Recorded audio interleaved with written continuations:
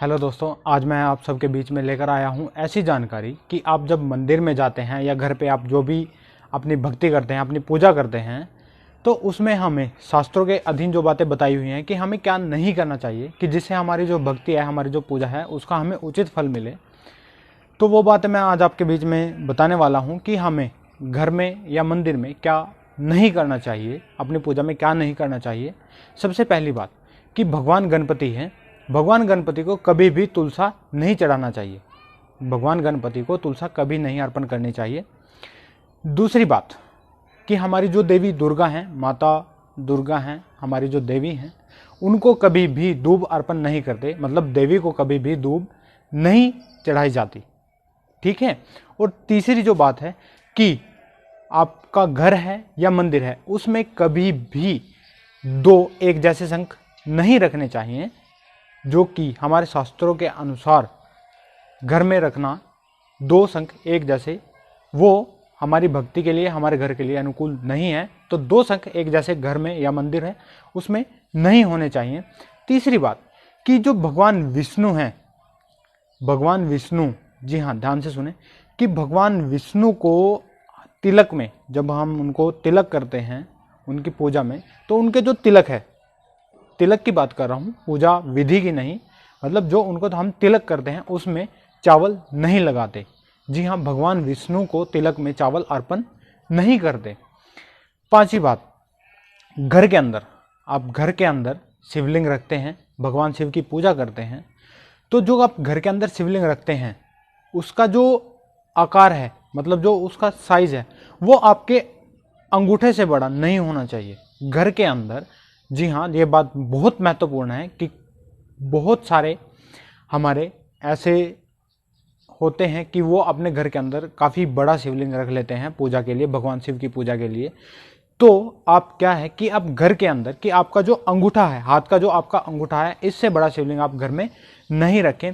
छठी बात क्या है कि आपका जो घर है, आपका जो घर के अंदर आपने अगर मंदिर बनाया है, मंदिर नहीं बनाया है तो अभी आप वैसे ही पूजा करते हैं, तो आपके घर के अंदर 3 गणपति की मूर्ति नहीं होनी चाहिए, मतलब 3 अलग अलग गणेश की मूर्तियां नहीं होनी चाहिए। कि जैसे ये नहीं कि मतलब वो एक जैसी ही हो या अलग हो, ये है कि 3 गणेश वो कैसे भी हों, लेकिन वो 3 नहीं होने चाहिए आपके घर के अंदर।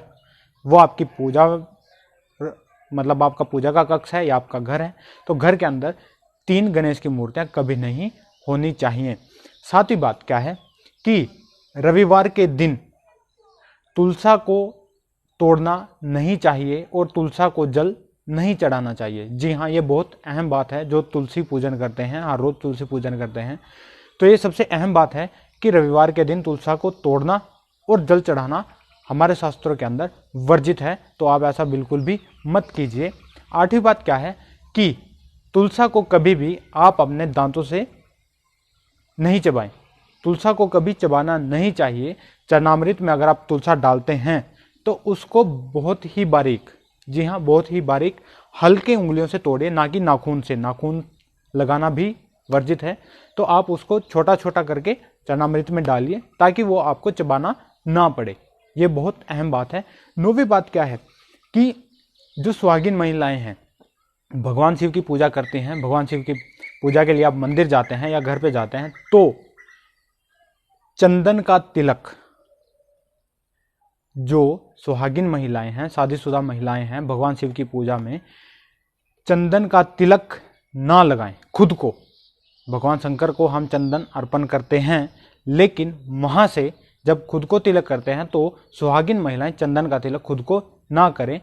या आपकी जो पूजा होती है, आपने देखा होगा कि कोई भी यदि पुजारी है तो वो चंदन का तिलक सुहागिन महिलाओं को नहीं करते, तो आप भी अगर आप खुद से मंदिर में जाते हैं तो ऐसा बिल्कुल भी मत कीजिए।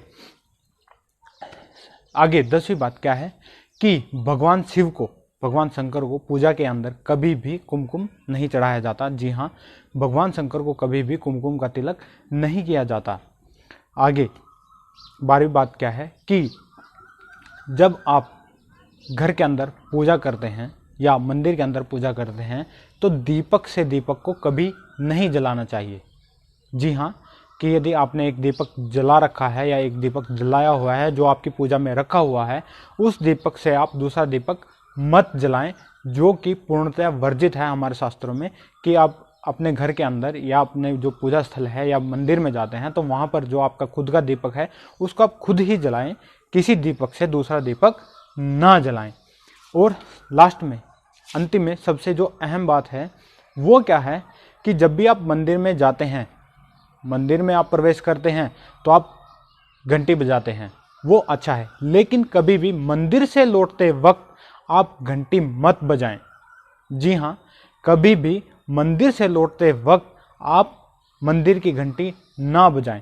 तो ये सब बातें हमारे शास्त्रों में पूर्णतः वर्जित बताई गई हैं कि आप अपने घर में या मंदिर में जब आप पूजा करते हैं तो ये बिल्कुल भी ना करें। तो दोस्तों, इस जानकारी को आप अच्छे से समझें और ऐसा ना करें, ताकि आप जो हर रोज़ पूजा करते हैं या मतलब जब भी पूजा करते हैं, आप घर में करते हैं, मंदिर में जाते हैं, तो इन बातों का विशेष ध्यान रखें ताकि आपकी जो पूजा है, आपकी जो भक्ति है, आपको उसका उचित फल मिले। तो दोस्तों, इसी जानकारी के साथ अभी मैं अलविदा लेता हूं और ऐसी ही कुछ रोचक जानकारियों के साथ मैं आपके बीच आता रहूँगा। तब तक के लिए जय हिंद।